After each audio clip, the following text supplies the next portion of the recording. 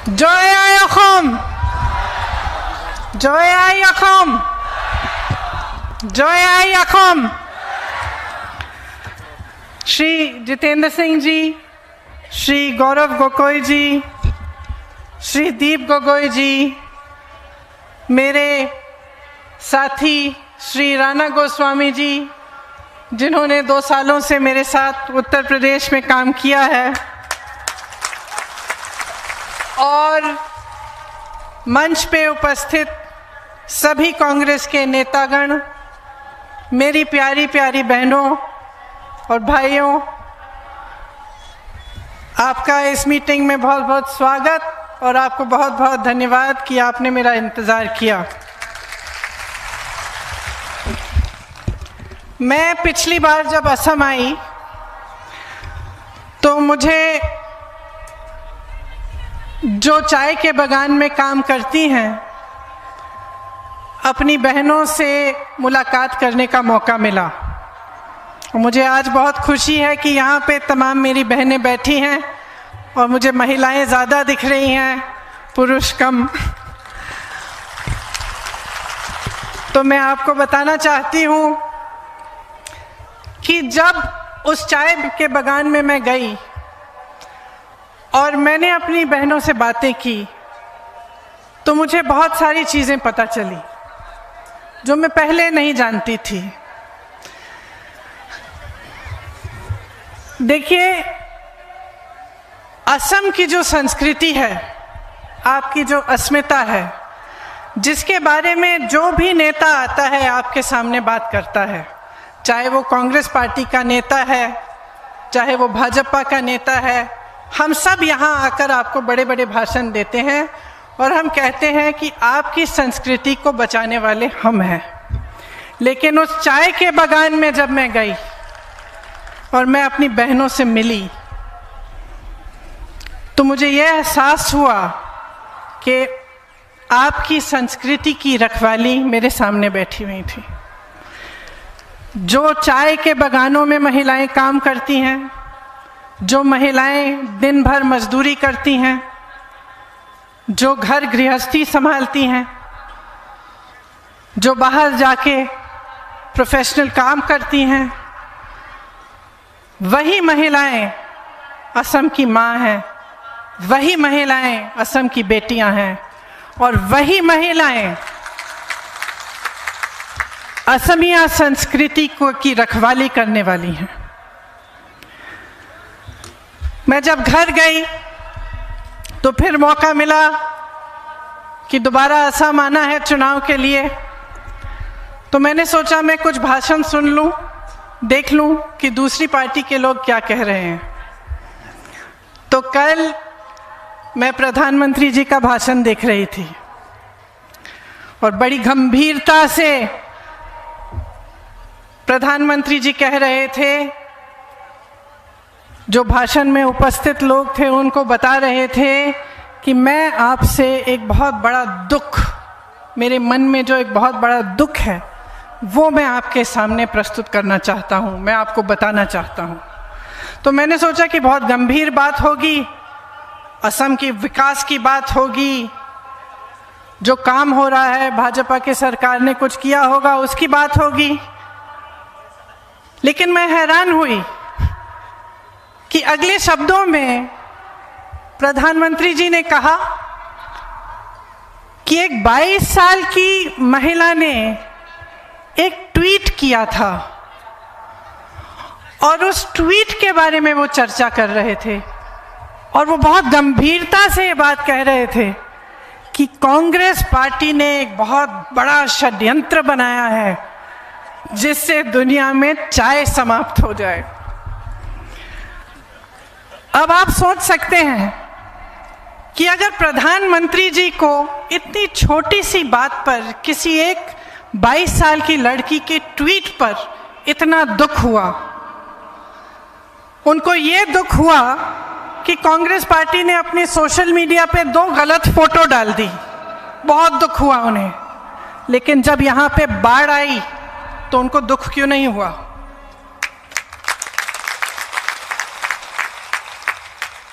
जब यहाँ पे सीएए का आंदोलन चला, असम में आग लगी, तो प्रधानमंत्री जी को दुख क्यों नहीं हुआ? तब वो आपके सामने क्यों नहीं आए? तब उन्होंने अपना दुख व्यक्त क्यों नहीं किया? जब तमाम वादे किए उन्होंने पिछले चुनाव में, और एक एक करके सारे वादे तोड़े, तब उनको क्यों दुख नहीं हुआ? क्या वो किसी चाय के बागान में गए हैं? क्या वहां मेरी बहनों से मिले हैं?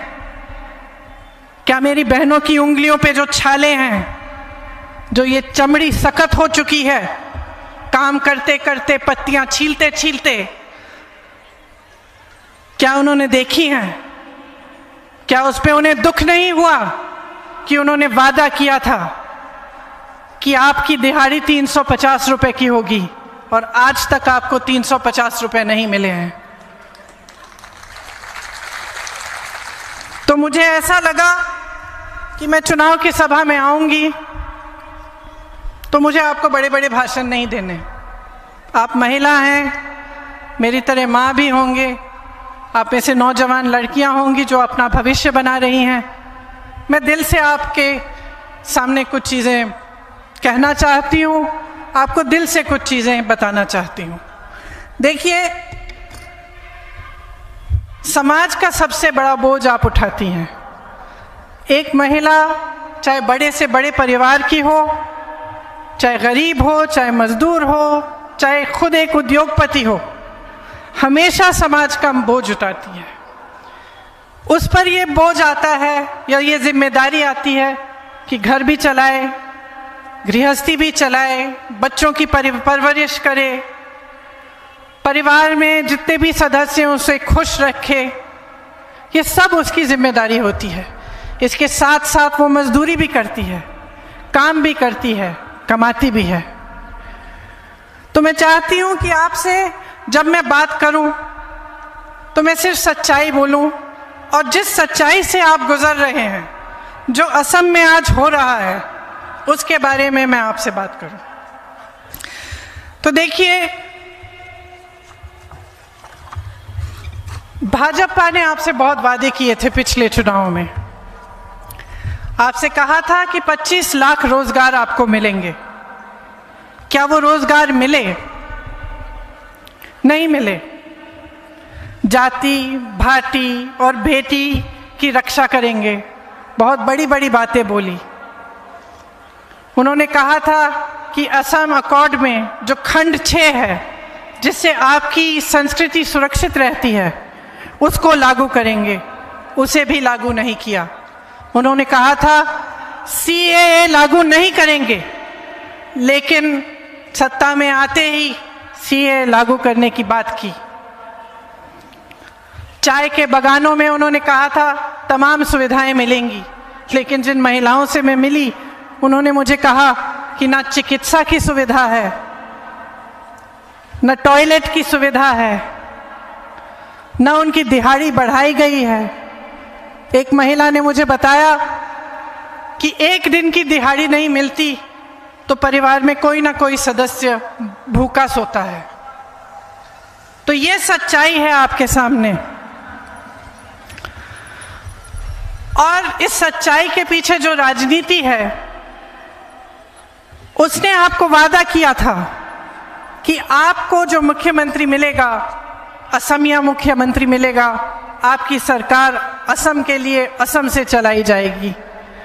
नतीजा क्या निकला? असम के 2 मुख्यमंत्री चल रहे हैं।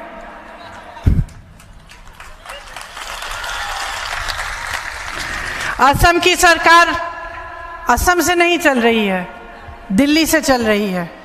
यहां तक कि असम गण परिषद को भी मान लो दिल्ली गण परिषद बना रखा है। बगैर दिल्ली के परमिशन के, बगैर दिल्ली से पूछने कुछ नहीं होता। उस समय आपको कहा था एक असमिया मुख्यमंत्री मिलेंगे, आज उसी मुख्यमंत्री को उन्होंने दुर्बल बना लिया है। आज आपके सामने आकर क्या कहा प्रधानमंत्री जी ने कल कि आपको 2-2 इंजन की सरकार मिलेगी, 2-2 मुख्यमंत्री, 2-2 इंजन की सरकार। भगवान ही आपको बचाए इन लोगों से। क्या पता कौन सा इंजन कौन से ईंधन से चलेगा, यहां से चलेगा, वहां से चलेगा, दिल्ली से चलेगा। तो जो राजनीति होती है उसका मकसद क्या होता है? उसका मकसद यही होता है कि आपके लिए जो सुविधाएं हैं, आपकी विकास की बातें हों, आपके भविष्य को मजबूत बनाने की बातें हों। अब जो आता है, जैसे मैंने पहले कहा, संस्कृति की बात करता है। कल प्रधानमंत्री जी ने यह भी कहा कि कांग्रेस पार्टी ने असम की संस्कृति का अपमान किया है और इसके लिए असम की जनता उसे कभी माफ नहीं कर सकती। देखिए, तरुण गोगोई जी कांग्रेस के नेता थे, उनके कण कण में कांग्रेस था और उनके रगों में असमिया संस्कृति और असमिया गर्व दौड़ता था। क्या ऐसे कहते हुए प्रधानमंत्री जी ने यह नहीं सोचा कि हमारे सबसे बड़े नेता तरुण गोगोई जी, जो असम के लिए समर्पित रहे, उनका अपमान कर रहे थे? उनके गुजर जाने के बाद इस तरह की बातें करना क्या सभ्य है? एक प्रधानमंत्री को शोभा देता है? जब उत्तर प्रदेश के मुख्यमंत्री जी यहां आए तो उन्होंने महापुरुष श्रीमंत शंकर देव जी के बारे में गलत तरह से जिक्र किया। उनका इतना भी आदर नहीं किया कि वो जाने कि श्रीमंत शंकर देव जी ने अपने जीवन में असम के लिए क्या किया। अब जितनी भी इनकी नीतियां हैं वो असम के लिए नहीं है, केंद्र के लिए है, दिल्ली को मजबूत बनाने के लिए है और अपने जो उद्योगपति मित्र हैं उनको मजबूत बनाने के लिए है। यहाँ की महान विभूति लोकप्रिय गोपीनाथ बोरदोलोई जी के नाम पर सरकारी पैसों से बनाया गया एयरपोर्ट आज उनके उद्योगपति मित्र को दिया जा रहा है। आपकी जो भी संपत्ति है वो सब इनके ही 2-3 उद्योगपति मित्रों को सौंपी जा रही है। आपको मालूम होगा कि काजीरंगा के पास एक एलिफेंट रिजर्व से लगी हुई जमीन भी एक अपने खरबपति मित्र को देने जा रहे थे। वे भी असम के नहीं हैं। असम के बारे में उनको कुछ नहीं मालूम, लेकिन आपकी जमीन उनको सौंपी जा रही है। एआईसीबी को प्राइवेट करने की योजना है, वो भी किसी बड़े उद्योगपति को सौंपी जाएगी। नागांव में भाजपा ने अपने एक खरबपति मित्र को किसानों की जमीन छीन कर देने की कोशिश की। जब असम की जनता ने विरोध किया तो महिलाओं पे लाठियां बरसाईं, एक गर्भवती महिला को पीटा, किसानों को जेल में डाल दिया गया। सब कुछ सिर्फ उस बाहरी उद्योगपति मित्र को मदद करने के लिए किया। क्या यह असम की संपत्ति को बचाने का काम है? आपको याद होगा भाजपा सरकार अपने बाहरी खरबपति मित्रों को आपकी जमीन देने की एक ऑर्डिनेंस लेके आए थे। उसमें लिखा था कि उनको यहाँ की जमीन लेने के लिए कोई परमिशन, कोई क्लियरेंस, कोई लाइसेंस की जरूरत नहीं पड़ेगी। दूसरी तरफ कांग्रेस की सरकार ने आपको भूमि अधिग्रहण कानून दिया और 6ठी अनुसूची देकर आपकी जमीनों की सुरक्षा की। आज भाजपा सरकार की लूट का आलम यह है कि जमीन छोड़िए, एयरपोर्ट छोड़िए, रिफाइनरियां छोड़िए, आपके चिड़ियाघरों के ब्लैक पैंथर भी अपने उद्योगपति मित्रों के बेटों के लिए यहां से भिजवाए जा रहे हैं। कुछ नहीं छोड़ा है इन लोगों ने और अभी लंबी लिस्ट बना रखी है।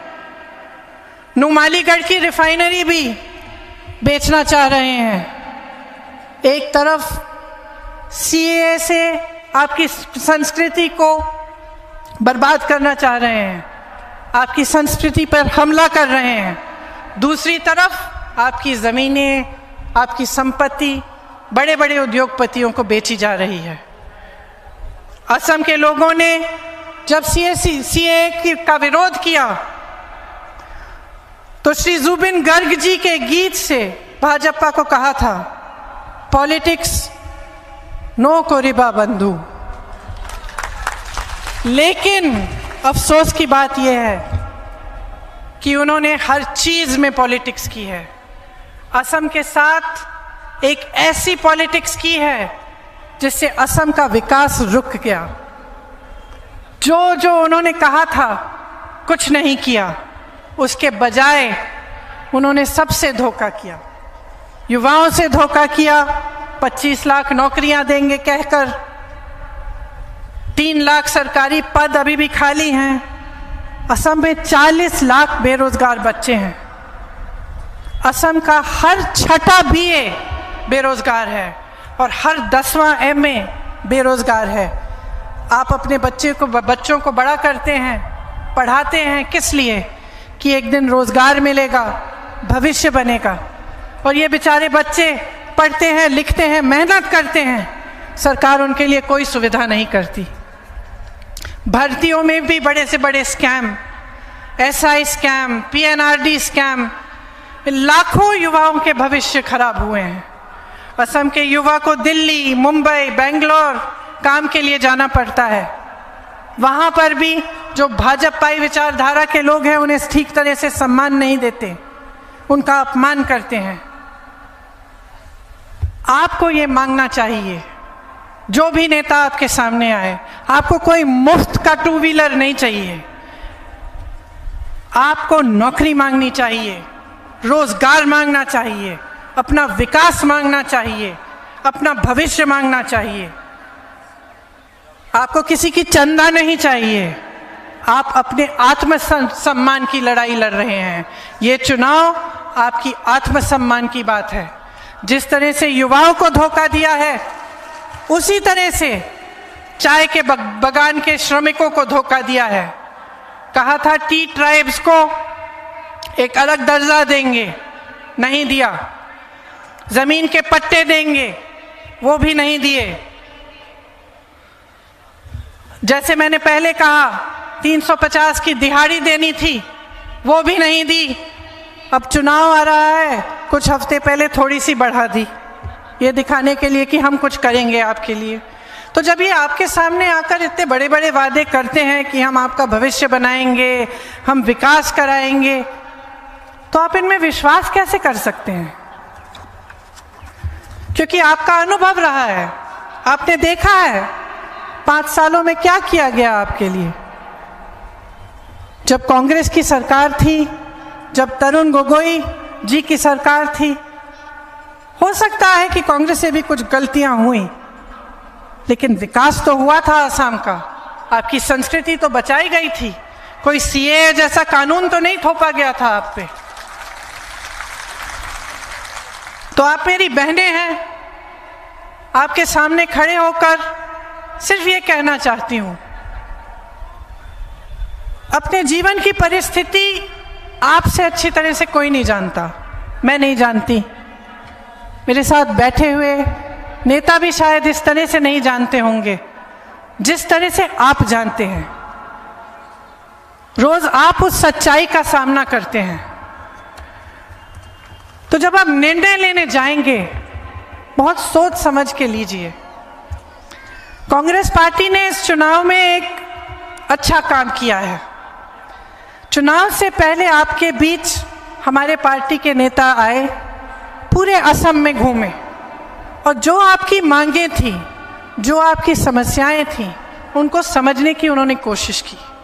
उसमें से उनको ये लगा कि 5 ऐसी चीज़ें हैं जो अगर आपके लिए आप कर पाएं जब सरकार में आए तो आपको बहुत सुविधा होगी। तो कांग्रेस ने इस चुनाव में 5 गारंटी तय की हैं।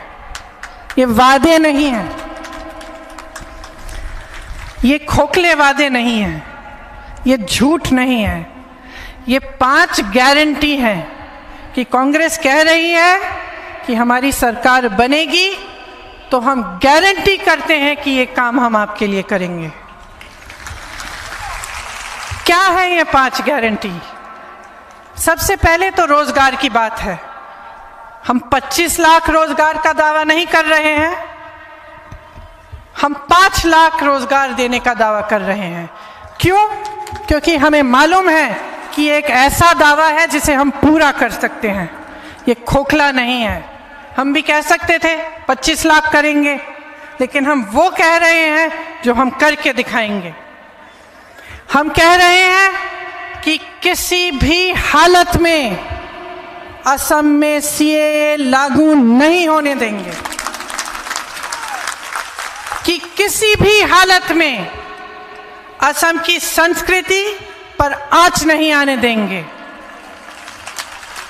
कि जैसे कांग्रेस पार्टी के शासन में आपको हमेशा एक अहमिया मुख्यमंत्री मिला है, उसी तरह से कांग्रेस की सरकार आएगी तो आपको फिर से एक अहमिया मुख्यमंत्री मिलेंगे जो चौथी गारंटी को पूरा करेगा। चौथी गारंटी ये है कि हर महीने आपको 200 यूनिट बिजली मुफ्त मिलेगी। इससे कम से कम 1200 रुपए का बचाव आपका होगा। तो हर महीने 200 यूनिट बिजली फ्री मिलेगी आपको।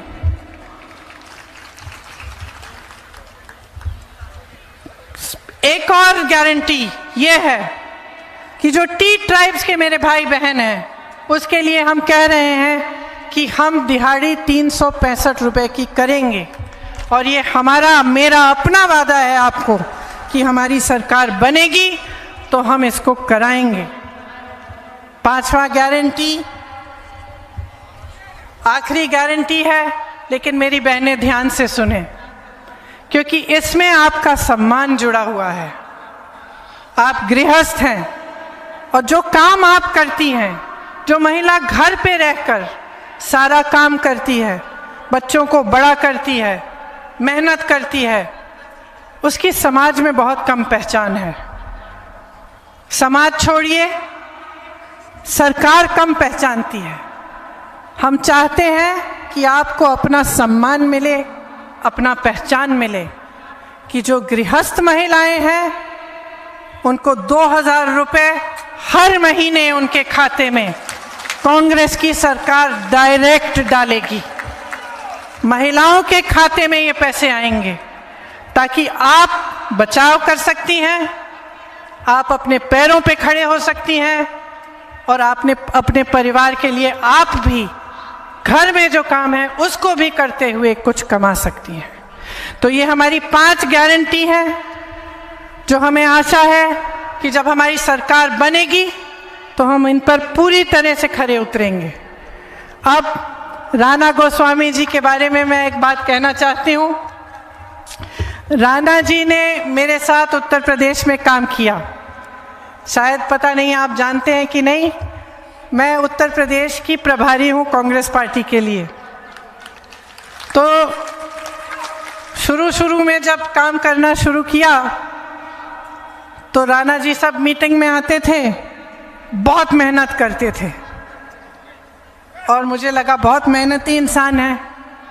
फिर थोड़े समय बाद मैं मीटिंग में आना बंद, तो मैंने पूछा राणा जी कहाँ है, और हर बार मुझे एक ही जवाब मिला, राणा जी तो जोरहट में है, असम में। तो आस्ते आस्ते मुझे पता चलने लगा कि राणा जी का दिल जोरहट में है। फिर मैं मजाक करती थी उनके साथ कि राणा जी उत्तर प्रदेश में जोरहट में। हमेशा कहते थे दीदी जोरहट में घर है, मैं जोरहट में ही काम करूंगा। तो मैंने पता लगाया कि जोरहट में काम हो रहा है कि नहीं। तो मुझे पता चला कि खूब मेहनत से, खूब निष्ठा से, खूब समर्पण के साथ राणा जी आपके लिए समर्पित रहे हैं, आपके लिए काम कर रहे हैं।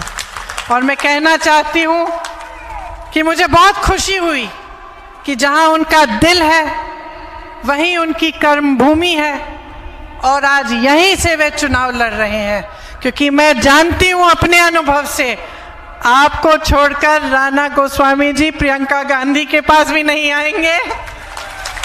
सबसे पहले राणा जी के लिए जोरहट की जनता है, जोरहट की भाई हैं, जोरहट की बहनें हैं। तो मैं आज इस मंच पर खड़ी हूं, इनके साथ मैं आपसे कहने आई हूं कि इनको जिताइए, क्योंकि इनको जिताने से आपको ईमानदार प्रतिनिधित्व मिलेगा, सच्चाई की राजनीति मिलेगी। ये आपके विकास के लिए काम करेंगे, आपकी समस्याओं को अच्छी तरह से समझते हैं और अपने दिल में रखते हैं, और सबसे पहले उन्हीं को महत्वपूर्ण रखते हैं। तो आप सब ने इतनी ध्यान से मेरी बातें सुनी, जब वोट डालने जाएंगे तब मेरी बातें याद रखना, क्योंकि मैं कांग्रेस पार्टी के पक्ष में ये बातें नहीं कह रही हूँ।